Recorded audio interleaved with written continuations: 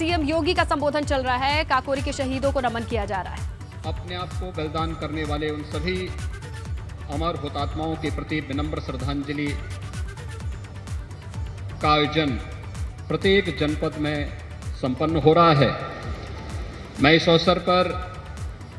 भारत माता के उन सभी महान सपूतों को, जिन्होंने देश की आज़ादी के लिए अपने आप को बलिदान किया, जिन्होंने स्वतंत्र भारत में देश के विभिन्न युद्धों में देश की आंतरिक और बाह्य दोनों सुरक्षाओं के मोर्चे पर पूरी मजबूती के साथ डट करके भारत माता के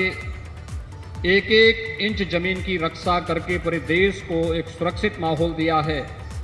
उन सभी अमर बलिदानियों के प्रति, अमर शहीदों के प्रति कोटि कोटि नमन करते हुए विनम्र श्रद्धांजलि अर्पित करता हूं। हम सब जानते हैं कि हम लोगों ने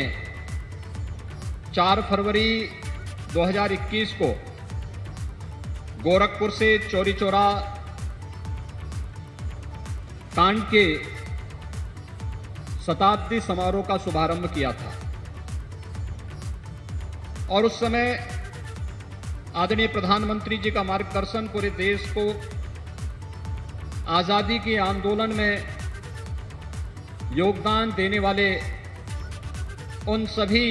शहीदों के प्रति श्रद्धा और सम्मान का भाव व्यक्त करने 2022 में जब ये देश अपनी आज़ादी का अमृत महोत्सव आयोजित कर रहा होगा, उस समय की एक कार्य योजना उपलब्ध कराई थी। उत्तर प्रदेश के अंदर चौरी चौरा की घटना के साथ ही आज़ादी के अमृत महोत्सव का जो भव्य आयोजन प्रधानमंत्री मोदी जी ने साबरमती आश्रम से प्रारंभ किया था। 12 मार्च को 2021 से प्रारंभ यह आयोजन अमृत महोत्सव के उन 75 सप्ताहों तक चलने वाले वह एक आयोजन है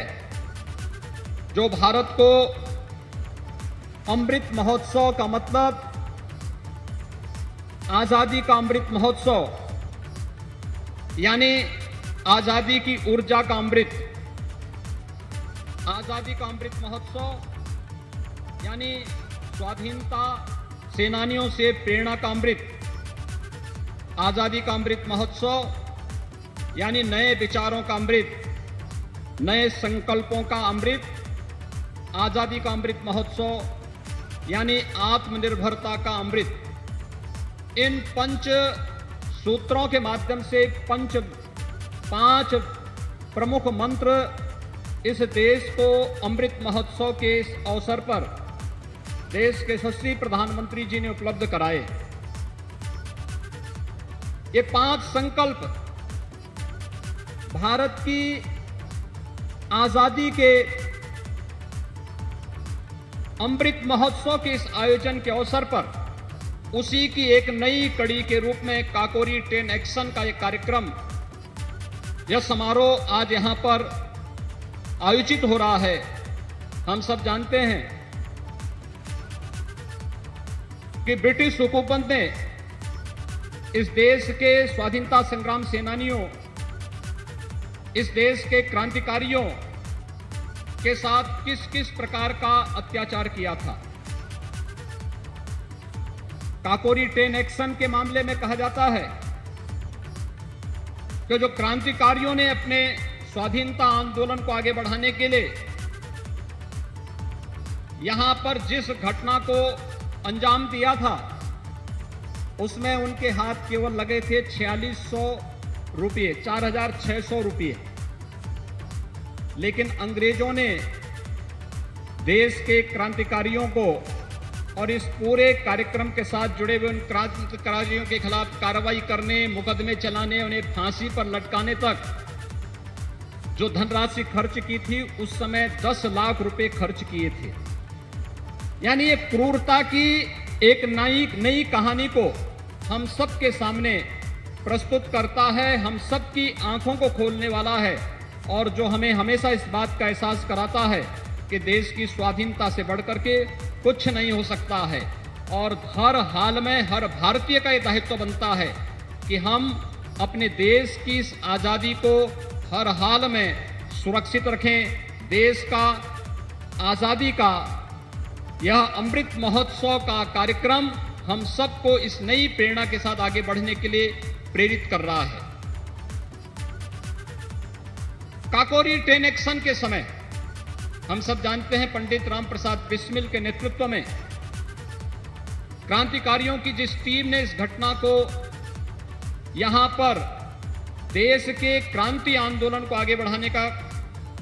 एक नए कार्यक्रम को आगे बढ़ाया था, वह पंडित राम प्रसाद बिस्मिल, ठाकुर रोशन सिंह, चंद्रशेखर आजाद, अस्फाउल्लाह खां, राजेंद्र नाथ लाहिड़ी जैसे महान क्रांतिकारियों के एक समूह ने देश की क्रांति की यह ज्वाला बुझने न पाए, बंद न होने पाए, इसलिए इस कार्यक्रम को आगे बढ़ाने का कार्य किया था। देश अंग्रेजी हुकूमत के सामने कभी झुका नहीं। अलग अलग देश के कोनों में अलग अलग समय में अलग अलग प्रकार के कार्यक्रम होते रहे, लेकिन सामूहिक रूप से 1857 का देश का प्रथम स्वतंत्र समर, जिसमें झांसी की रानी लक्ष्मीबाई ने, जिसमें मंगल पांडे ने, जिसमें मेरठ के क्रांतिकारियों ने देश के अलग अलग स्थानों पर क्रांति की जिस लौ को आगे बढ़ाया था, चोरी चोरा की घटना उसकी अगली कड़ी थी। और चोरी चोरा की घटना के बाद काकोरी ट्रेन एक्शन उसी कड़ी को एक नई मजबूती देते हुए ब्रिटिश हुकूमत की जड़ों को भारत के अंदर हिलाने में एक महत्वपूर्ण भूमिका का निर्वहन किया था। और इसलिए क्रूर ब्रिटिश हुकूमत ने उस समय इन सभी क्रांतिकारियों को बड़ी यातनाएं दी। पंडित राम प्रसाद बिस्मिल को गोरखपुर जेल में ले जाया गया, वहां उन्हें फांसी की सजा दी गई। ठाकुर रोशन सिंह को, राम प्रसाद बिस्मिल को, अस्फाउल्लाह खां को, राजेंद्र नाथ लाहिड़ी को करमसह, गोंडा, फैजाबाद और इलाहाबाद की जेलों में उन्हें फांसी दी गई। चंद्रशेखर आजाद ब्रिटिश हुकूमत के हाथों नहीं पड़े थे और अंतिम दम तक लड़ते हुए उन्होंने शहादत प्राप्त की थी। यह कहानी हम सबको आजादी की लड़ाई और आजादी की कहानी हम सबको इस बात के लिए प्रेरित करती है कि अगर हमने अपनी आजादी को सुरक्षित रखने में कहीं भी कोई कोताही बरती तो वह इसी प्रकार की यातना लेकर के वह गलतियां हम सबको और आने वाली पीढ़ी को इन्हीं यातनाओं का शिकार बनाती है। और भाइयों बहनों, जब ये देश अपनी आजादी का अमृत महोत्सव कार्यक्रम के साथ जुड़ा हुआ है, हम सबका दायित्व बनता है। 1857 का प्रथम स्वतंत्र समारोह या उसके उपरांत तमाम क्रांतिकारी गतिविधियों के वे घटनाएं जो देश के स्वाधीनता आंदोलन में अमिट अक्षरों में, स्वर्णाक्षरों में जिनको लिखा जाता है, जिनके प्रति सम्मान का भाव प्रत्येक भारतीय रखता है, ये घटनाएं हम सबको इस बात का एहसास कराती हैं कि वास्तव में हर जाति और इस देश के हर समुदाय ने देश के स्वाधीनता के इस आंदोलन में बढ़ चढ़ करके भाग लिया था। बढ़ चढ़ करके भाग लेने का मतलब जब पूरा भारत एक स्वर में बोलता है, जब भारत अपने व्यक्तिगत स्वार्थों से ऊपर उठ करके भारत का प्रत्येक नागरिक एक साथ चलता है, तो दुनिया के अंदर एक बड़ी ताकत बनकर के उभरता है। और यह ताकत आजादी के अमृत महोत्सव के इस आयोजन के अवसर पर हम सबको दिखाने की आवश्यकता है। दुनिया को इस बात का एहसास कराने की आवश्यकता है कि 136 करोड़ की आबादी का यह भारत किसी भी प्रकार के जाति, मत, मजहब, क्षेत्र, भाषा या किसी भी प्रकार के अन्य भेदों से ऊपर उठ करके केवल अपने एक धर्म के साथ जुड़ा है, और वह है हमारा राष्ट्र धर्म। और उस राष्ट्र धर्म के साथ जुड़ करके हम सब भारत की स्वाधीनता को अक्षुण्ण बनाए रखने के साथ साथ आत्मनिर्भर भारत की इस परिकल्पना को साकार करने के लिए हर भारतीय अगर अपने अपने कर्तव्यों का निर्वहन करना प्रारंभ कर दे, अपने अपने फील्ड में किसी को अतिरिक्त कार्य किए जाने की आवश्यकता नहीं, जिसका जो दायित्व है वो अपने दायित्व का निर्वहन प्रारंभ कर दे, तो कोई कारण नहीं कि भारत दुनिया की एक महाताकत के रूप में, महाशक्ति के रूप में दुनिया के सामने उभरेगा। इसमें कोई संदेह नहीं होना चाहिए। आज के इस अवसर पर मैं क्रांतिकारी और शहीद परिवारों से जुड़े हुए जितने भी सदस्यगण आए हैं, उन सब का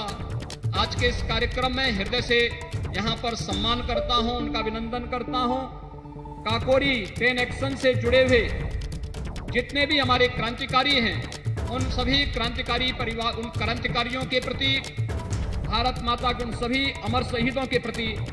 कोटि सा नमन करते हुए, विनम्र श्रद्धांजलि अर्पित करते हुए अमृत महोत्सव के कार्यक्रम को पूरी भव्यता के साथ हर एक स्तर पर हर एक संगठन और संस्थाएं संपन्न करेंगे। इस विश्वास के साथ इस पूरे आयोजन के प्रति आप सब ने जो प्रतिबद्धता दिखाई है, इसके लिए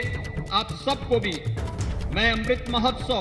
की हृदय से बधाई देता हूं, शुभकामनाएं देता हूं। धन्यवाद। जय हिंद।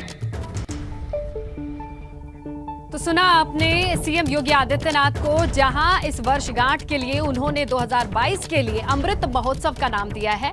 इस बलिदान को याद करने के लिए अमृत महोत्सव मनाया जाएगा और साथ ही स्वाधीनता से बढ़कर कुछ नहीं है, ये कहना है सीएम का। जिन शहीदों ने बलिदान दिया है उनकी याद में अमृत महोत्सव मनाया जाएगा 2022 में। तो काकोरी कांड की वर्षगांठ पर सीएम योगी शहीद स्मारक से ये तमाम बातें कह रहे थे और ब्रिटिश हुकूमत से बगावत की आवाज करने वाले। और इसी कार्यक्रम में राज्यपाल भी